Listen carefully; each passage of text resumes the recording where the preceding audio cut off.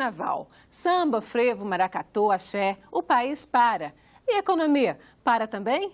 De jeito nenhum. Os foliões de Momo movimentam as cifras das cidades carnavalescas. Atrás de blocos, trios elétricos, baterias e bandas vão turistas, consumidores, vendedores. O impacto do carnaval e outras festas na economia é o tema do Agenda Econômica de hoje.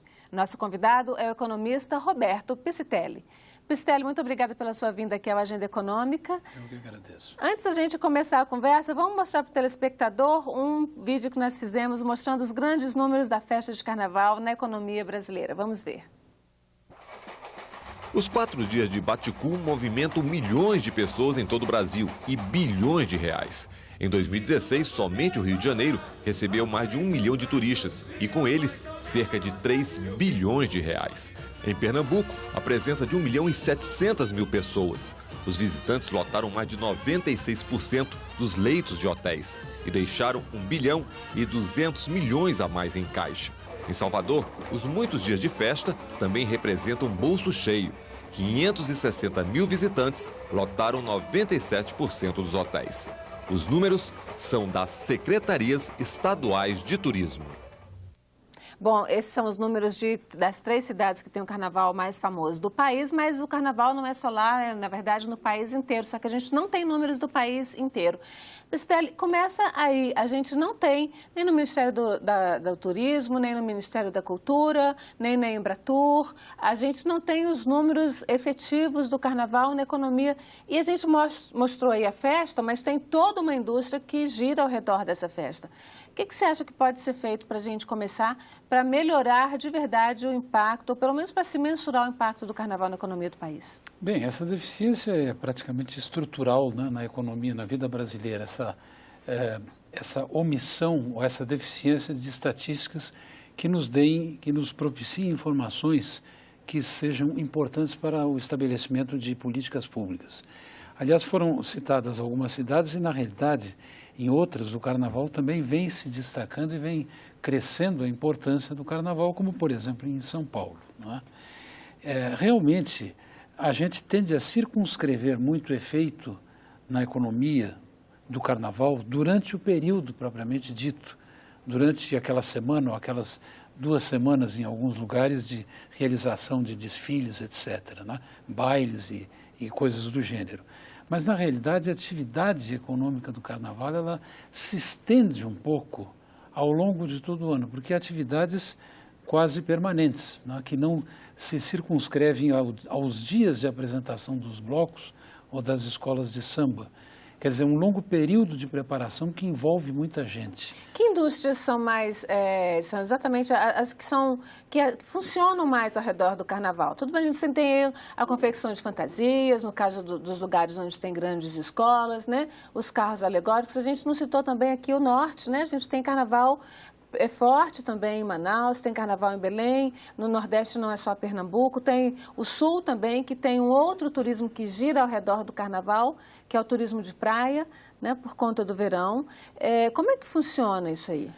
A gente pode até listar, a título de exemplo, algumas atividades, né, algumas profissões, como, por exemplo, na área de costura, de modo geral, na área de adereços, de marcenaria, e todo um conjunto de atividades, por exemplo, relacionadas à alimentação, comidas, bebidas, turismo de modo geral, em sentido amplo, né?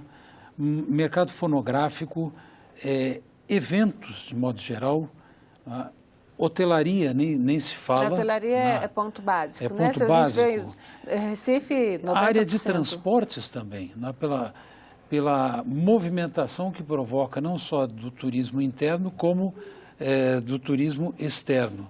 Quer dizer, são muitas atividades que exemplificam ou que caracterizam uma extensa rede, né, interligada.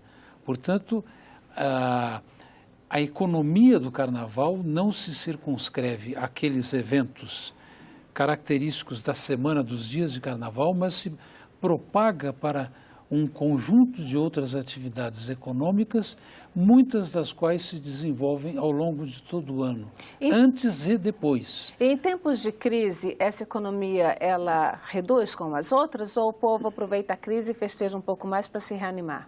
Pois é, eu acho que uma coisa importante do Carnaval, por exemplo, é que ela mobiliza muitos pequenos negócios, muitas atividades que dependem, às vezes, de uma pessoa isoladamente ou de uma família, uma infinidade de vendedores, por exemplo, que atuam... Os ambulantes, né? Os ambulantes. Isso é muito importante. Tem uma economia informal muito grande, Uma economia informal muito grande, uma quantidade muito grande de trabalhadores temporários, de trabalhadores terceirizados, de pequenas economias. Então, isso mobiliza, dinamiza essas pequenas economias e, principalmente numa época de crise, como a que você citou, isso ajuda algumas pessoas a vencerem as dificuldades da própria falta de emprego ou da queda do nível de renda. É possível se organizar de verdade? Os governos estaduais, municipais e até mesmo em nível de governo federal, organizar, estruturar essa festa para que ela entre mesmo numa cadeia produtiva que funcione para desenvolvimento da economia, não só essa festa, porque a gente está aqui falando de carnaval porque é oportuno, estamos na época do carnaval, mas aí se você pegar para o Nordeste a festa junina, se pegar para o Sul tem outros tipos de festa, transformar de verdade esses festejos tão naturais da alma brasileira num motor de economia mesmo? São tão diversificados, né? O próprio carnaval tem características diferentes em cada local, mas a gente poderia citar o Círio de Nazaré, a festa de Navegantes no Sul, enfim. Eu acho que tudo isso teria que estar mais articulado com uma política de turismo, que inclusive aproveitasse esse tipo de ocasião, como o carnaval, para estender, por exemplo, a atrair as pessoas a permanecerem por mais tempos nos locais ou próximos aos locais onde se realizam as festas de carnaval propriamente ditas e promover ou estimular a visita a outras localidades próximas. É uma oportunidade talvez de se conhecer melhor o Brasil, com toda a sua riqueza, com toda a sua potencialidade, com todas as suas diversidades. Por exemplo, o Rio de Janeiro, não é? É quase impensável que alguém venha exclusivamente para participar dos desfiles, por exemplo, assistir aos desfiles. Mas vai, né? Muita gente vai para passar 2 ou 3 dias nos bloquinhos, por exemplo. O que talvez seja lamentável do ponto de vista de que se estaria perdendo a oportunidade de mostrar todo o conjunto de atrações do ponto de vista cultural, inclusive, que a cidade, os arredores da cidade, podem oferecer a qualquer turista. Dá para se falar que o governo tem um papel nisso? Porque, veja, aqui em Brasília, por exemplo, é o 3º ano consecutivo em que o governo local não faz investimentos na festa de carnaval. E quando a gente pensa bem, em Pernambuco, algumas cidades deixaram de fazer sua festa de carnaval, a festa bancada pelas prefeituras, até por recomendação do Tribunal de Contas do Estado, porque já que elas estão em débito com setores prioritários, como educação e saúde, não fazia sentido bancar carnaval. Mas dá para a gente transformar, essa é a questão, quem é que pode articular e transformar isso numa fonte de renda efetiva, transformar a festa de carnaval numa fonte de renda efetiva e não só numa fonte de gastos para os governos? Eu acho que, sobretudo, as autoridades da área de turismo. Seria necessário que a gente tivesse uma política de turismo muito mais integrada, né? Aliás, nós temos o Ministério do Turismo, nós temos a empresa de turismo, né? E a gente só ouve falar de iniciativas desses órgãos, dessas entidades em situações específicas, em determinadas ocasiões. Ou seja, não se tem a impressão de uma continuidade nas ações desse ministério, enfim, e de uma articulação das ações desse ministério em nível nacional. É um ministério menor? É um ministério político? Porque ele é um ministério econômico. O turismo na França, na Espanha, vamos falar da Europa inteira. É uma grande fonte de renda. Se não a maior fonte de renda. De divisas. E mesmo na América Latina, o turismo é muito importante para países como, por exemplo, o México, ou mesmo a Argentina. A Colômbia já tem o turismo Colômbia, como muito... Chile, né?